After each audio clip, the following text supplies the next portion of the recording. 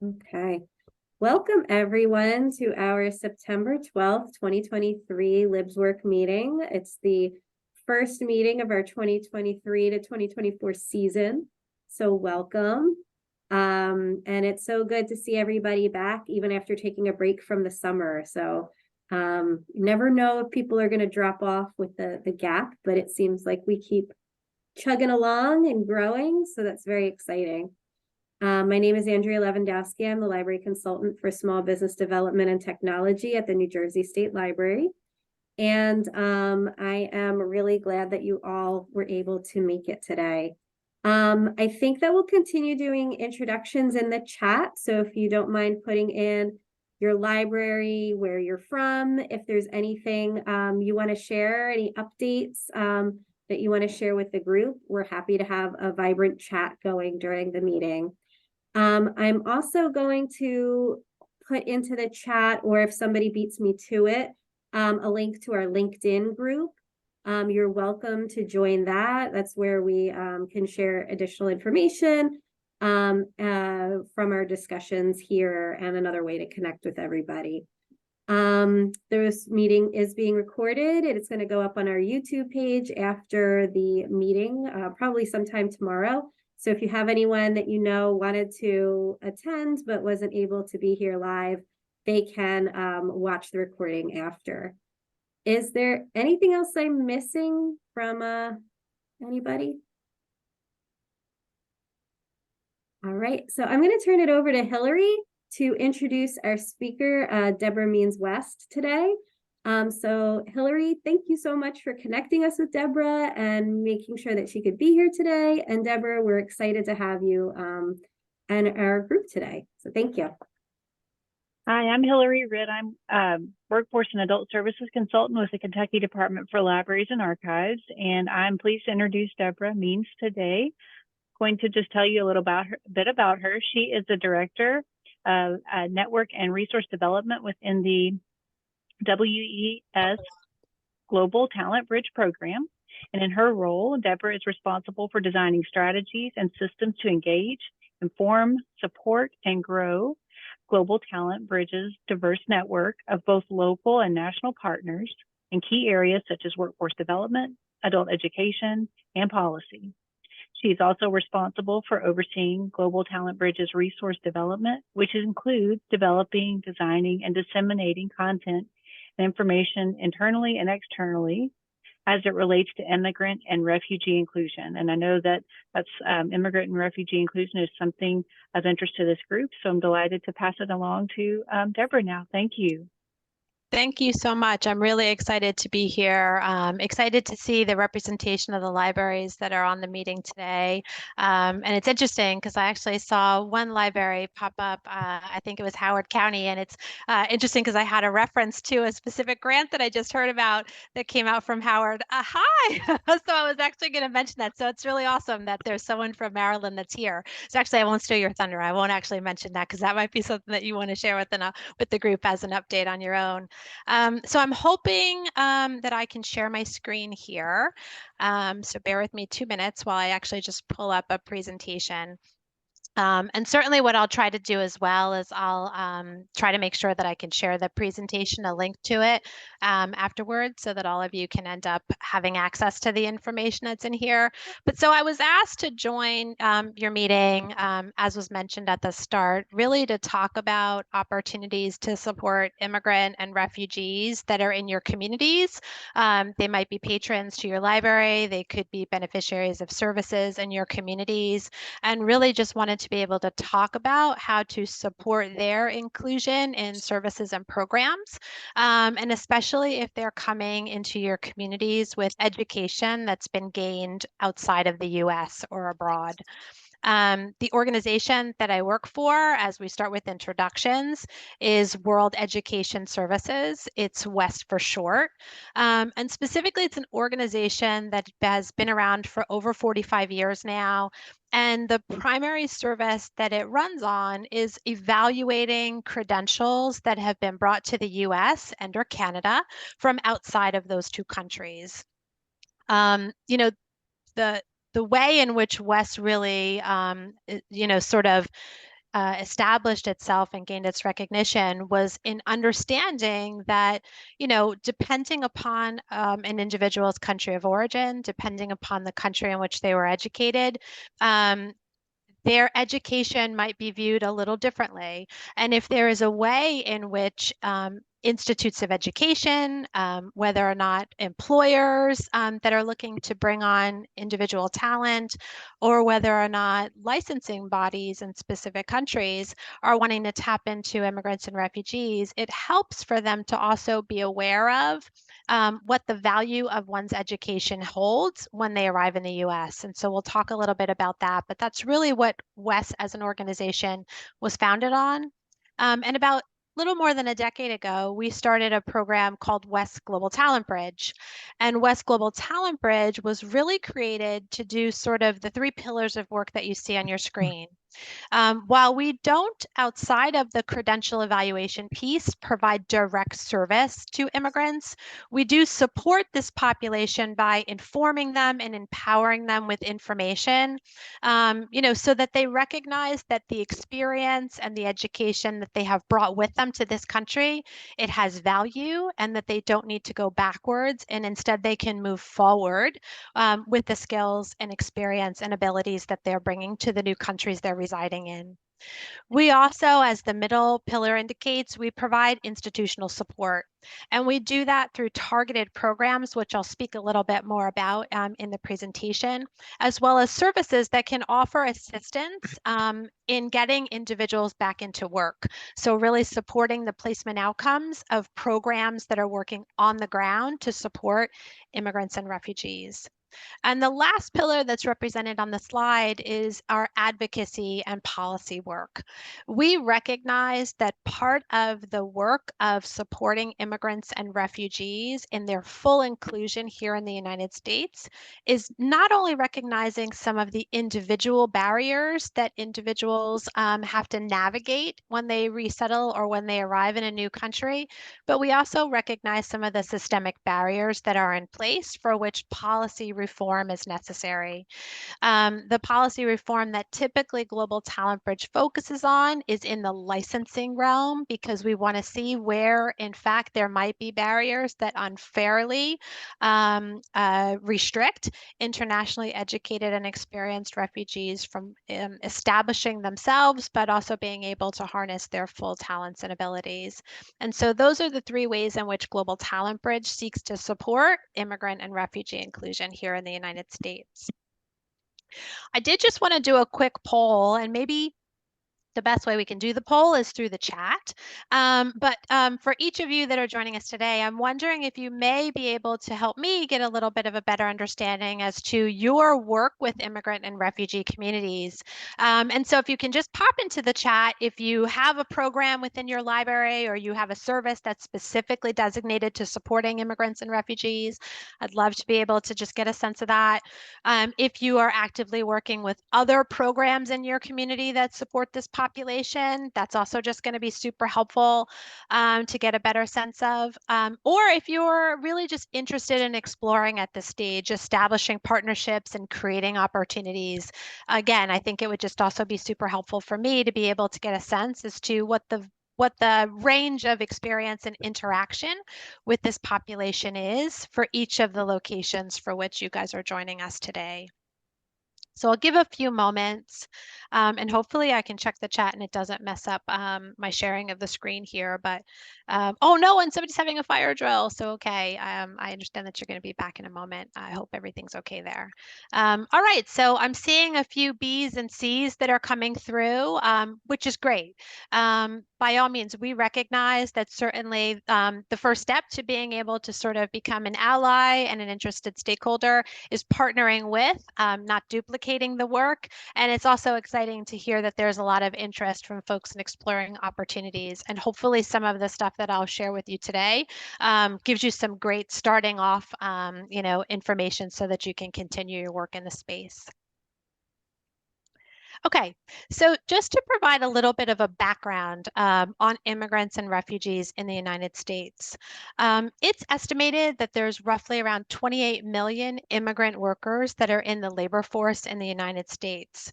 And of that, we know that about 32%, which is in the roughly around the 9 million, the 9 million range, are individuals that do have a bachelor's degree or higher. I reference this because specifically when we talk about ways in which we want to support the inclusion of immigrants and refugees, we want to make sure that we're calling out what the full percentage of individuals look like that actually have opportunity to have greater economic opportunities in the US, but also want to make sure that we're calling out the distinction of immigrants and the skills and the experience that they bring to the United States with them. When we talk about an occurrence of skill underutilization, I want to start by stating that it's not unique, nor is it isolated to only occurring for immigrants and refugees. Skill underutilization, which really relates to when a person's educational level or their professional abilities, they don't match the employment for which they're actually working in. They might be underemployed, which is maybe they're working in a position that requires qualifications below their skill level or their education level, or they may be unemployed. We know that instances of underutilization happen a little more commonly amongst individuals that were born outside of the United States than they do for US born individuals that are in the labor market. And so it's an important slide that we want to put in here and we want to call out up front because it's one of the other reasons that we think the services of immigrant and refugee inclusion could really benefit from understanding why it's important to talk about this population. And it's important because of the fact that there's maybe opportunity to make sure these folks are receiving the right touch points and the right services to support their full inclusion in the US. I do just have another quick interactive opportunity here and wanted to just get a sense from individuals in the room if you are aware of skill underutilization, and if you would like to hazard a guess at what you think the number of immigrants and refugees that are affected by skill underutilization in the US are. As a reminder, we talked about going from the highest down to that 9 million. So if we're thinking about that 9 million college educated immigrants and refugees in the US, how many of them do you guys think are potentially impacted by skill underutilization in the US? Maybe you're seeing them come through your libraries. Maybe some of the partner organizations that you're working with are also seeing these individuals come through, but would love to be able to get from each of you if you think that it's roughly across the US around 765,000, if it's maybe around 980,000, or if you think out of that 9 million, it's closer to the 1.2 or the 2 million. All right, so we've got some that are saying B, 980. We have some that are saying C, 1.2. We have a few that are saying D. And so if we look at the number of college educated immigrants in the US that are underemployed, so out of that 9 million, it's roughly about 2 million, 2 million plus from the latest census estimates that are underemployed. And then when we kind of further look at that number, 60% of that 2 million are individuals that brought their education from outside of the US. Now, while these are national numbers, it's fair to say that in your specific geographies, you may be seeing higher rates of underutilization based on what your program partners are telling you, based on what your local labor market data is telling you, based on what maybe your local community partners in adult education are telling you. The number might be higher than the roughly 24 to 25% across the US that experience skill underutilization. But it's important to note that because certainly when we talk about this population of individuals that are experiencing underutilization, we really want to drill down into why, in fact, that is. And that brings us to the barriers and also the strategies to be able to support this population.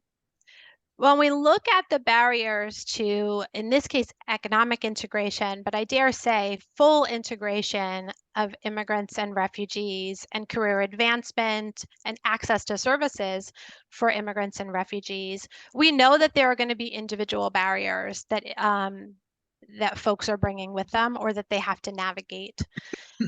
Typically, for a lot of immigrants and refugees, especially those in communities that are receiving services maybe from your partners, there's the identification that they may have English language proficiency barriers. They may have limited English abilities for which we need to make sure that we are addressing and supporting them in getting access to services to support their achievements of being able to gain greater proficiency in the English language.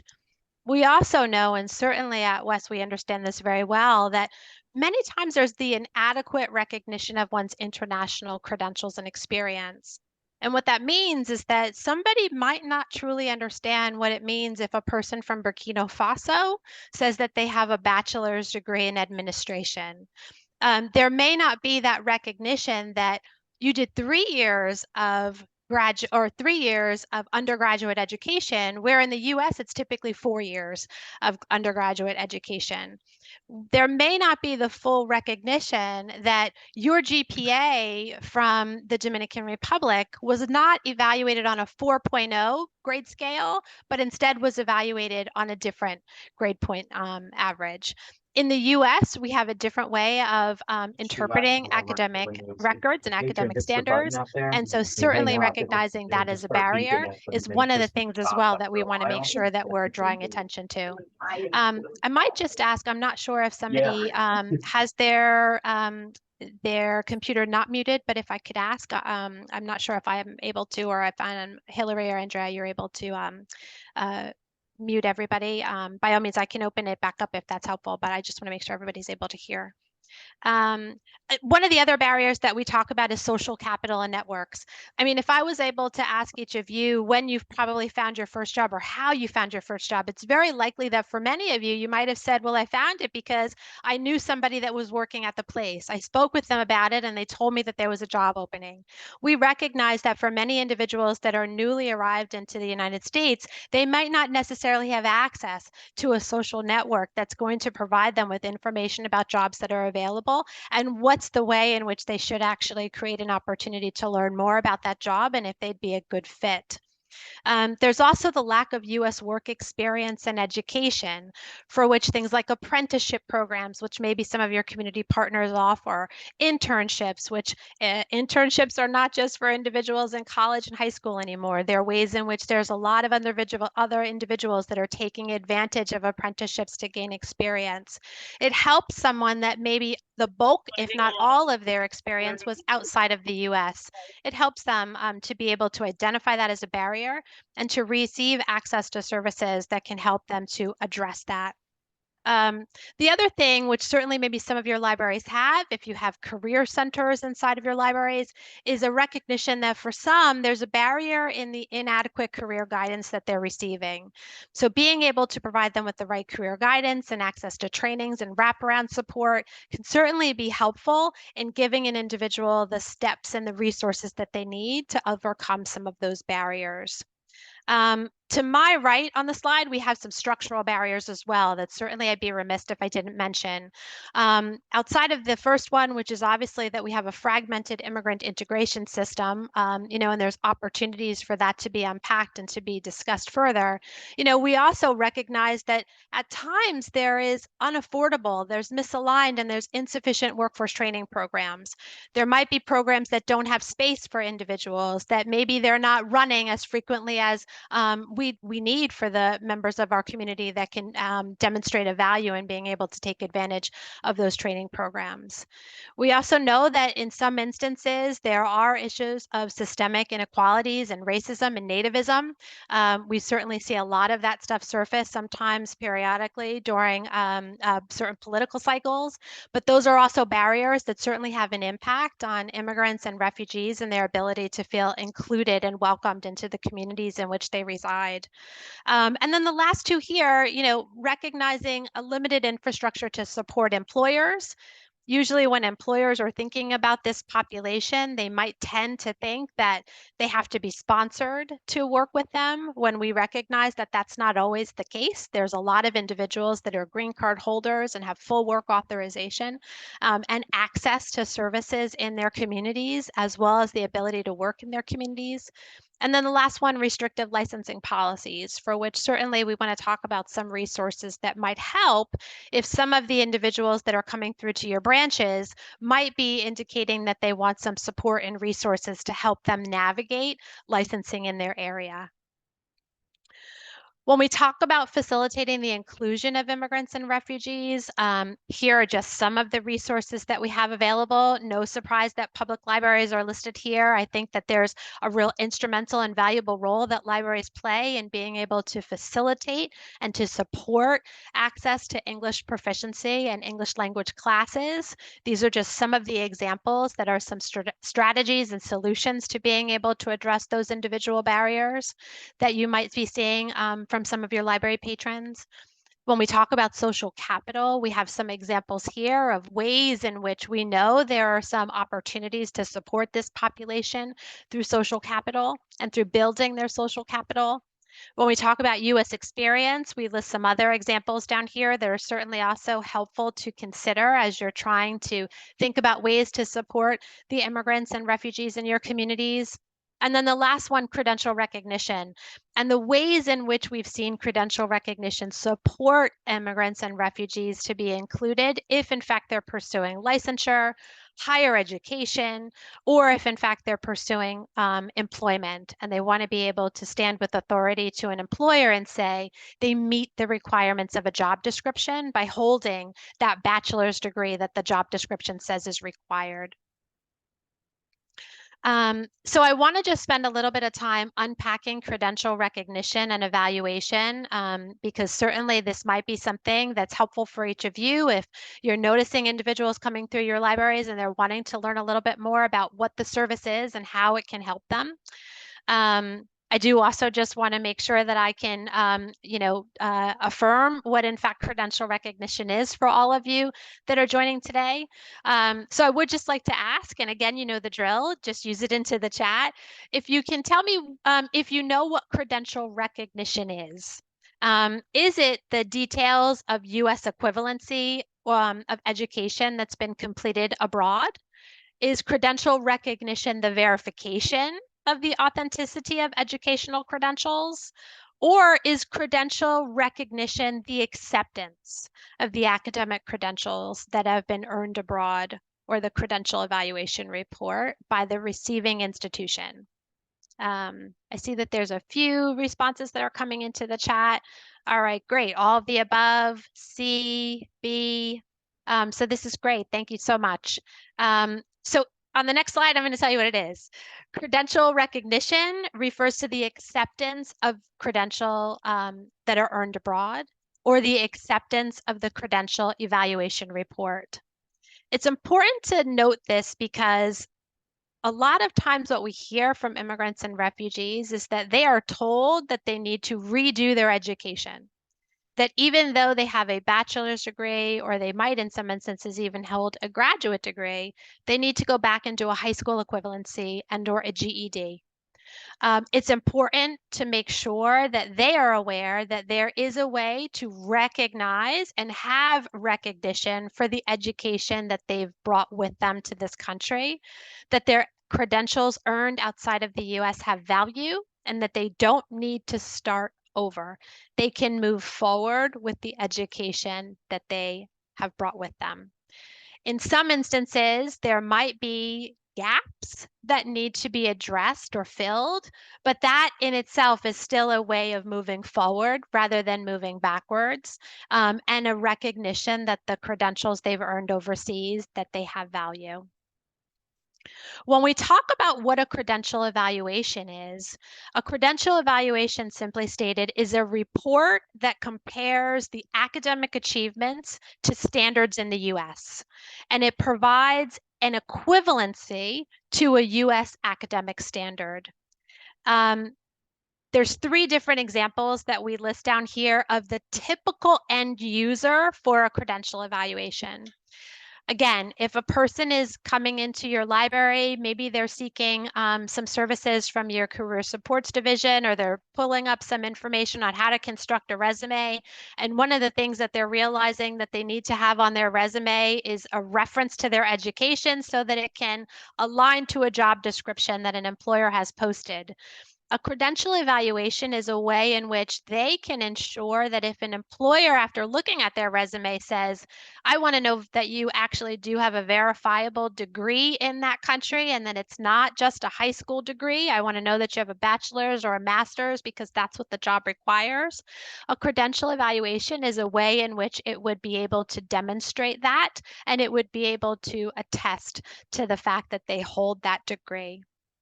Licensing bodies are another key sort of recipient of credential evaluations. And that's because typically anybody that's applying for licensure, whether it's to work as a nurse, to work as an engineer, a home health aide, they may need to be able to demonstrate that they have met the academic requirements of that role to receive a license.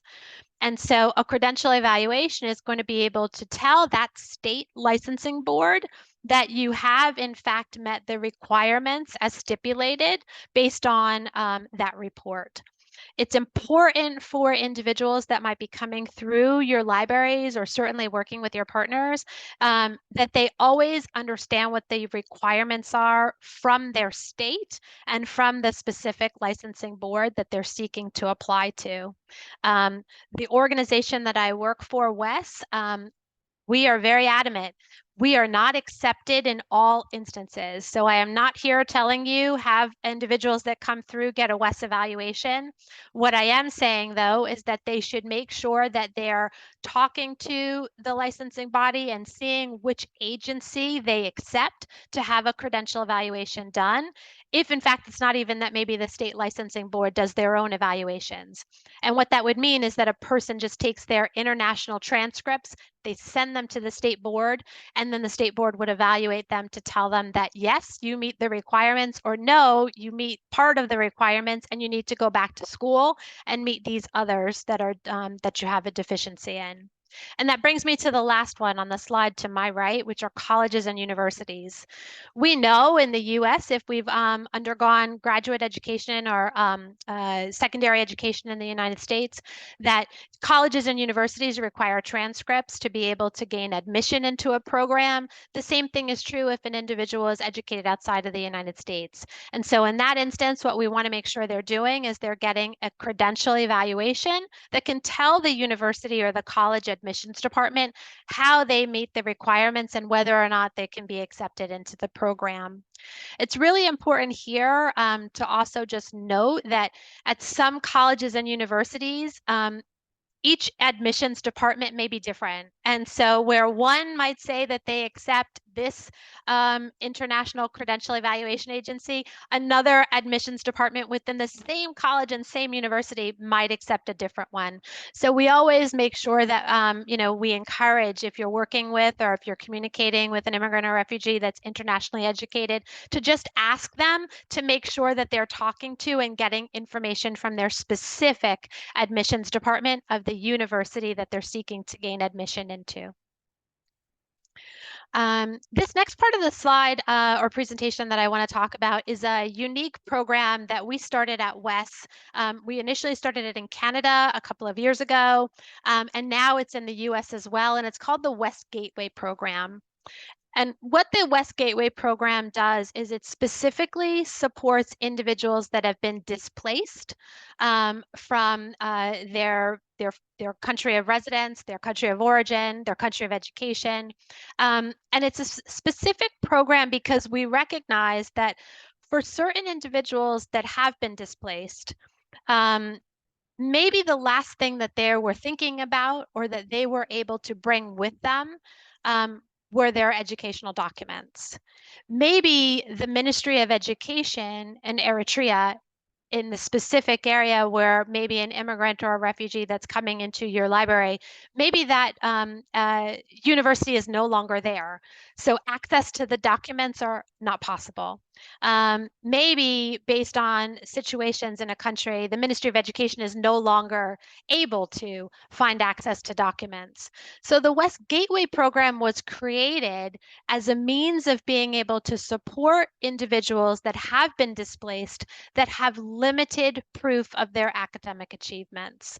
And the value of this West credential evaluation report through the Gateway program is that it allows individuals to still continue their education based on what we are able to help them piece back together. In some instances, individuals are able to become licensed in their field based on this alternative evaluation report. And lastly, they're able to pursue their career goals. There's a link that when I share the slide deck, all of you will have access to, but on the slide to my right, you'll notice that there's eligibility criteria. The Gateway program is open to individuals from certain select countries, the ones that are identified to the top. They need to have completed at least secondary education or high school or some college or university from an accredited institution. They need to be able to have access to, and this can be an electronic copy, it can be a PDF, it can be a photograph of at least one document from a transcript or a diploma issued from that institution. They need to currently be living in the United States. And we do have a list of referral partners that are specifically designated by WES. So again, I'll share a little bit more information about that, but I also want to make that available because the Gateway program is also a program where for those that are eligible, it's an opportunity to get an evaluation report provided to them, and the cost is waived for individuals that are eligible, which certainly helps to eliminate another barrier that an individual might face. This is just a slide to provide you with a little bit of a comparison from a standard evaluation to a gateway evaluation. The standard process is that there's a link on the WES website that's open to anyone. So certainly if someone coming through your library thinks that they would like to apply for a WES evaluation, they have made sure that a WES evaluation is accepted by the university they're applying to or by the state licensing board or the program that they're looking to participate in. There's a link and they can fully apply. If it's through the Gateway program, there is an embedded password protected referral partner, which means that they'd need to go through one of our referral partners, to which, again, on our website, we have a listing of the referral partners in a variety of states across the country. So I'm sure that there will be information for all of the states represented on the call today. One of the other big points of distinction is that with the standard WES process, official sealed documents are required from one's university or from their Ministry of Education, whereas the Gateway program does allow for, again, photocopies if the person has that in their copy. It does not have to be an official with a seal attached to it. And then the last is that the standard process for the report, it does contain an authenticity statement, which confirms that the documents have been sent by the university. And then the Gateway report does contain a remark that mentions that the report is based upon the photocopies or the information that we have received from the said immigrant or refugee. So thought that was really helpful. Wanted to make sure that I shared that. The other thing that if it's helpful, if you do have individuals that come through your libraries or even in your partner organizations and they're curious about, well, who actually benefits from the Gateway report? Has any organizations or any entities or agencies actually accepted this alternative credential evaluation report? And this is just a sample of some of the recipients of them. We've had individuals that through the Gateway program, they have applied for positions on my left at the state and federal government level. We've had some in the middle that have applied for licensing. And so these are some of the regulatory bodies that they have submitted their credential evaluation report to, and it's been accepted. And then we've had individuals that have applied for higher education, to which on my right, you can see some of the higher educational institutions that specifically have accepted the West Gateway report. When we think about and look at the impact that the Gateway reports have provided to date, we've had around 5,700 individuals that have applied for Gateway reports. We have over 480 institutions that have accepted the Gateway reports that have been provided. And of all of those individuals that have applied and received, 93% of applicants have supported that the Gateway report helped them in meeting their goals of being able to be more fully included in the communities in which they reside. The last thing that in talking with Hillary and trying to construct this presentation was just a recognition of the value of hearing about some tools and resources that specifically could be super helpful for individuals in understanding how to support this population. So the next and final few slides that I have for you guys today are just going to talk about some tools and resources that could be helpful for you as well as helpful for your partners and also for the immigrants and refugees that are coming through your various libraries in your communities. The first one that's on this slide is our career pathways page.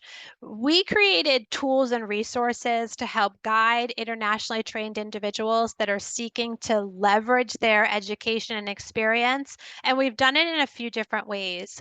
We have some PDFs that are created for about 12 occupations ranging from engineering to education to healthcare, specifically nursing, pharmacy, and dentistry. The value of those e-guides that we put together is that they'll help an individual understand, well, what is the path for me to become a nurse in the US? What does that typically look like? But if in fact, maybe an individual thinks, well, there's a lot of steps that I don't think I'm going to be able to take to become a nurse. So what are some alternatives that I might want to look at that can leverage the education and experience that I have in a healthcare context? The value of these pathway resources is that they also provide information on related and alternative occupations that individuals might see a value in considering and exploring. On this link as well, we also have some locally developed guides. Through the work of our WES Skilled Integration Program, we work with communities across the country, of which several of them have created licensing guides that are specific to their state.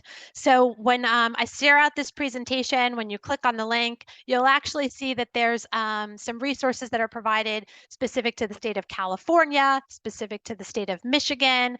There's Maine resources that are listed, which is, again, helpful to highlight because maybe depending upon your specific area and the type of interest that some of the immigrants and refugees in your communities are interested in, you may find that there's a local resource specifically outlining the licensing requirements and some of the career pathway options for them in their state, developed by a local state partner.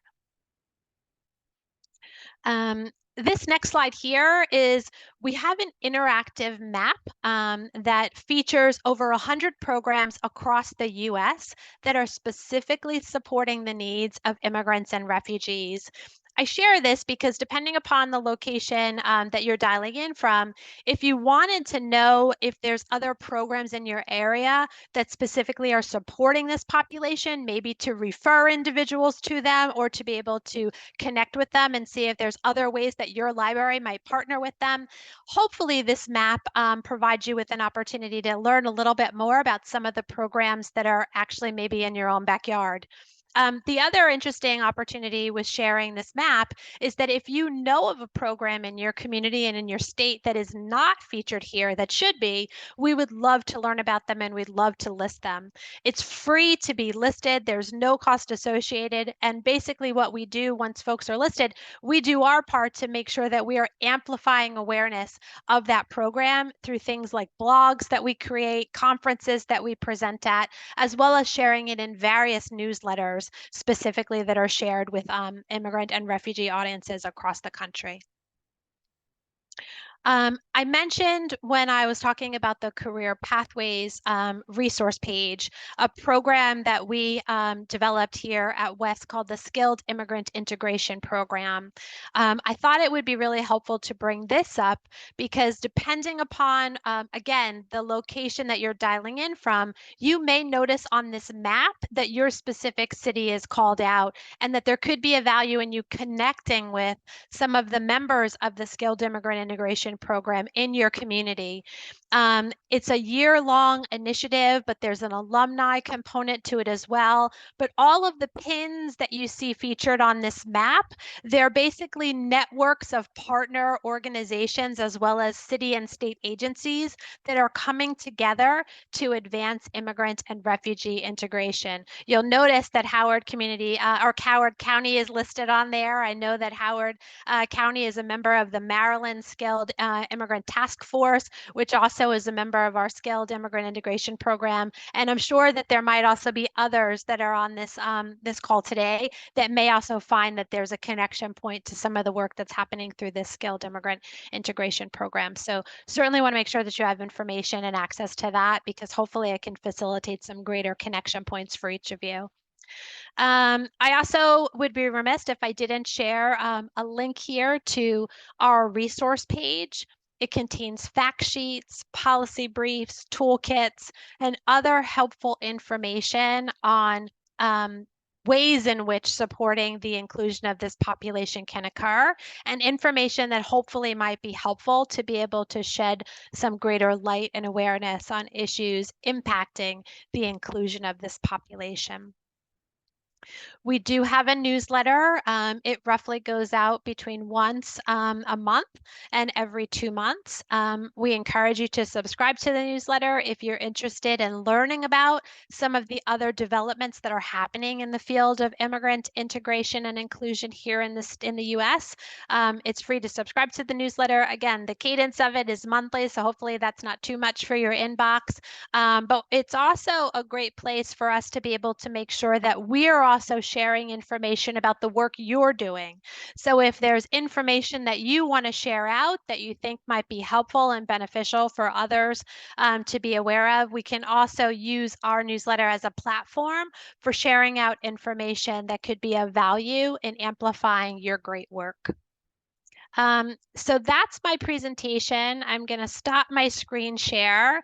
I hope that I've left enough time if there's any questions that folks have. I'm also happy to take a look and to see some of the questions that are in here. Oh, I see one, which is the Puget Sound Welcome Back Center. That's wonderful, Elizabeth, that they're a partner of yours, that you work closely with them. I actually just heard that a woman by the name of Cheryl Carino Burr, who was a really longtime partner of ours at the Welcome Back Center in Puget Sound, I think she worked maybe with the healthcare with the nurses there. I heard she retired. So I need to actually get another new point of contact over there, but they're great. So I'm happy to hear that you're actually connected and that you do some referrals over to the Welcome Back Center. They're, for others that are on the call, they're a national initiative. They have locations in several states across the country, and they do an amazing job of providing support to individuals to reclaim their professional past in the US. I also see that there was a question from Mark around, is there any cost to individuals for West services, such as the credential recognition or the Gateway program? So yes, if individuals are applying to West to receive a credential evaluation, there is a cost that's associated, and the cost depends on which service they receive. There's typically 2 types of credential evaluations. One is a document by document. And what that really means is that say I am from Haiti and I have a bachelor's degree and I want to be able to get an evaluation report that says that my degree is a bachelor's degree in the US or the equivalent of. So I want my bachelor's degree compared to a US bachelor's degree.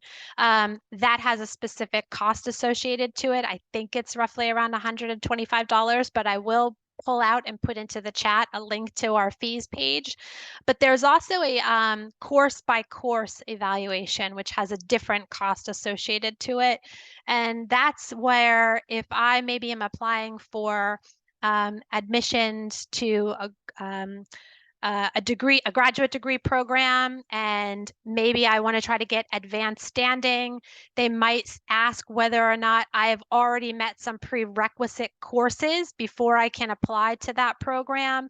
A course by course is going to be able to demonstrate to them that I have, in fact, met those prerequisites, because it's going to evaluate each course that I have taken in the attainment of my degree. And I think that one might be 200. But again, I will pop into the chat the cost there. And Linda Farron, yes, I do know Linda Farron at the Welcome Back Center. That's wonderful. I think actually maybe 2 years ago, I did a presentation with her for the National Conference of Workforce Educators. So that's great. Happy to hear that you're connected with her, Elizabeth. So I'm happy to answer any other questions that folks might have. I'm also just going to pull up that link right now for the fees and evaluation, so I can pop that in there if that's helpful. But thank you for the time. I hope that the information was helpful, and I certainly will share over with you, Hillary, the PowerPoint presentation so that everybody on the call can have access to that as well. Thank you, Deborah. Anybody else have questions? Or want to talk about in the chat how you have partnered with organizations to support immigrants and refugees?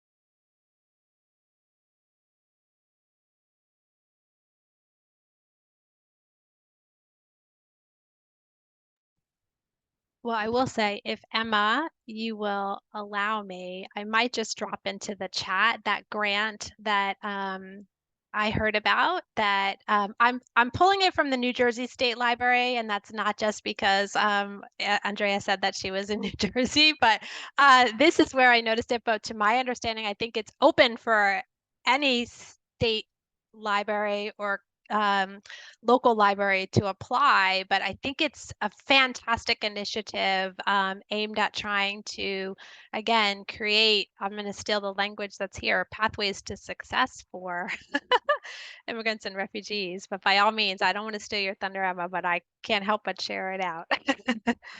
Well, we appreciate the shout out, especially at this time. We're actually looking for different library systems to join us to become a cohort member in developing this model to serve the immigrants and refugees in our community, especially those, like you mentioned today, those with degrees or education training earned overseas, and they are having trouble finding suitable jobs that will, keep them sharp in their skills and be able to serve our community. So the cohort libraries we're looking for people, you may already have something in your library system. Maybe you have conversation classes going, but you're thinking about maybe moving it up, see what else you can do for your local immigrant communities, or if you already have something that's really structured, but you would like to see what else you can do to serve the needs of the immigrants in our community, please contact us. We have this opportunity. We can work together. We have developed library service models that we're willing to share, and we can train you how to develop and implement them in your local jurisdictions. And there's also a $2,000 grant money for you to, there isn't a whole lot of a requirement. Actually, my coworker, Ben Hamilton, he did a presentation, I think back in July I don't know if you were there. Yes, Andrea nodded. Yes, Ben was here and he talked extensively about this program. And if you are interested in finding out more information, please, by all means, contact us at Howard County Library.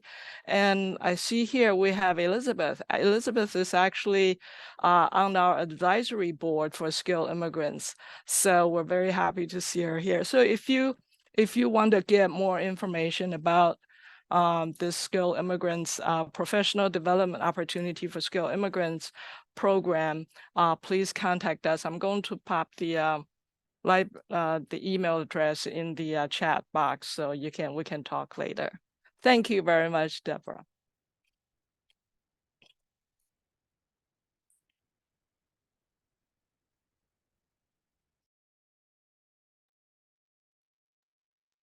I also just noticed that there was a question in the chat by James, and so I did. This is just based on my own local.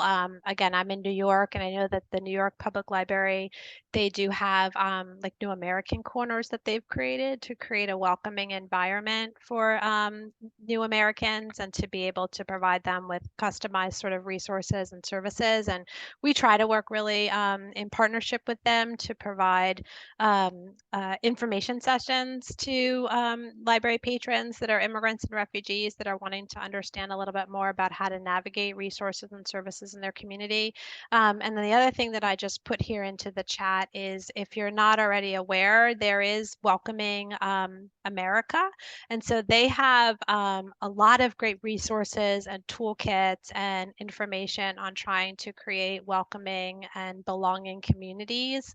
And I believe later this month, it could have been last week actually, but they have a welcoming week that they do every year in which they really seek to amplify services across the country that are trying to welcome new Americans. And so there may actually be some examples of ways in which other libraries and or just other community-based organizations have created that warm and welcoming feeling of support and help, access to connections, and really just belonging for immigrants and refugees. So I'd encourage you to take a look there as well.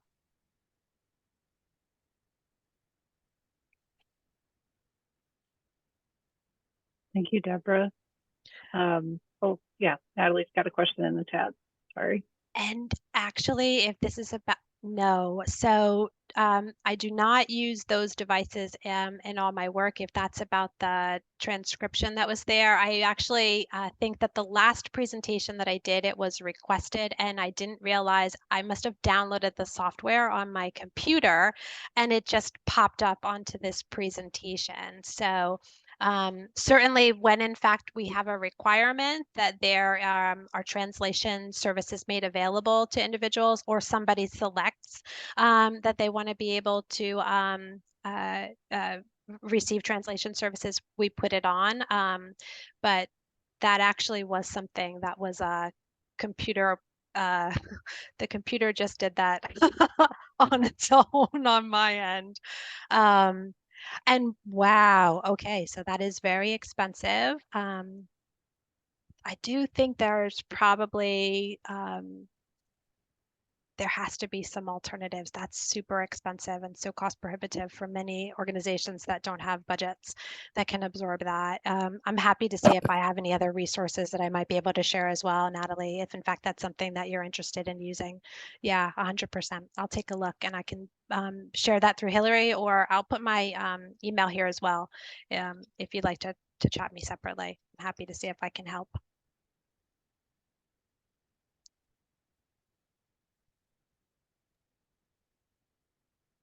I just want to point out to everyone that I'll save the links from the chat and send those in a follow-up email. So if you didn't have a chance to click on all the links in the chat, and then I'll make sure that you have them later on.